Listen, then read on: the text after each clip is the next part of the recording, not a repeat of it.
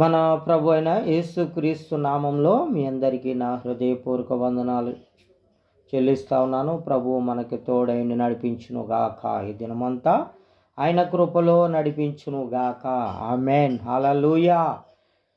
ఈరోజు దేవుని వాగ్దానములో అయితే అంశము దేవుని భయము బొత్తిగా లేదు. దేవుని భయము వారిలో బొత్తిగా లేదు. కీర్తన గ్రంథము 36వ అధ్యాయం 1వ వచనం. భక్తిహీనుల హృదయములో అతిక్రమము దేవక్తు వలె పలుకుచున్నది, వాని దృష్టి ఎదుట దేవుని భయము బొత్తిగా లేదు.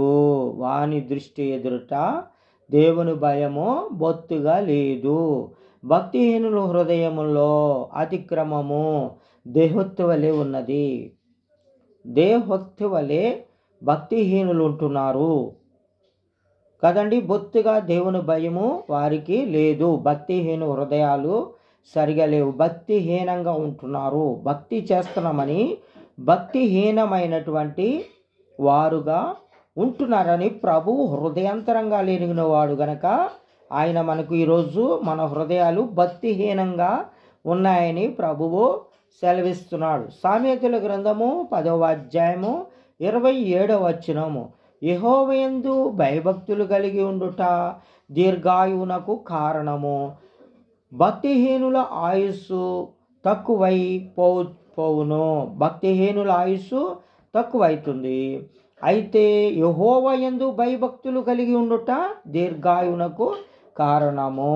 దేవుని యందు భయభక్తులు కలిగి ఉండుట దీర్ఘాయువునకు కారణము. దీర్ఘాయుష్వంతులు అవుతున్నారు, దీవించబడుతున్నారు. ప్రభువు మిమ్మల్ని అందరినీ రోజు ఆయన యొక్క దృష్టికి తీసుకొని వస్తూ ఉన్నాడు, మాట్లాడుతూ ఉన్నాడు. మీరు మీ హృదయాల్లో భక్తిహీనంగా ఉన్నారని మీకు వాగ్దానాల ద్వారాగా జ్ఞాపకం చేస్తున్నాడు. వాగ్దానం నెరవేర్చబడాలంటే యెహోవాయందు భయభక్తులు కలిగి ఉండుట దీర్ఘాయువునకు కారణము. దీర్ఘాయుష్వంతులు అవ్వాలంటే ముందుగా దేవుని యందు భయము ఉండాలి, తర్వాత భక్తి కలిగి ఉండాలి. అలాగే ప్రసంగి గ్రంథం 8వ అధ్యాయం 12వ వచనంలో పాపాత్ములు 100 మారులు దుష్కార్యములు చేసి దీర్ఘాయుష్వంతులైనను దేవుని నియమమందు భయభక్తులు కలిగి ఆయన సన్నిధిని భయపడువారు క్షేమముగా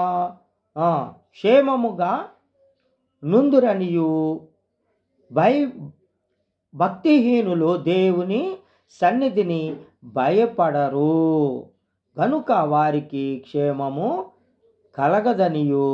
వారు నీడ వంటి దీర్ఘాయువును పొందక పోవుదురనియు నేను ఎరుగుదును. ఆమేన్. భక్తిహీనులండి మరి 100 మార్లు దుష్కార్యములు చేసి దీర్ఘాయువంతులైనను దేవుని యందు భయభక్తులు కలిగి ఆయన సన్నిధిని భయపడువారు క్షేమముగా నుందురని ప్రభు చలవిస్తూ ఉన్నాడు. చూడండి, మరి వారు భక్తిహీనులు తప్పుదమ్ములు చేసి భక్తి చేస్తున్నామని మరి అవి చేస్తున్నామని ఏవేవో కార్యములు చేస్తున్నామని వారు దేవుని యందు భయభక్తులు లేని వారు ఏవైతే దీర్ఘాయుష్మంతులు కారని ప్రభు సెలవిస్తూ ఉన్నాడు. అయితే సామెతల గ్రంథం 10వ అధ్యాయం 24వ వచనంలో భక్తిహీనుడు దేనికి భయపడునో అది వాని మీదికి వచ్చును. భక్తిహీనుడు దేనికైతే భయపడుతున్నాడో వాని మీదకి అది ఖచ్చితంగా వస్తుందని చెప్తా ఉన్నాడు ప్రభువు. భక్తిహీనంగా ఉండొద్దని ప్రభు సెలవిస్తున్నాడు. భక్తిహీనునికి భయము ఏదైతే ఉందో, వాడు ఏదైతే భయపడుతున్నాడో ఖచ్చితంగా వాడికి అది జరుగు తీరుతుందంట. నీతిమంతులు ఆశించినది వారికి దొరుకును.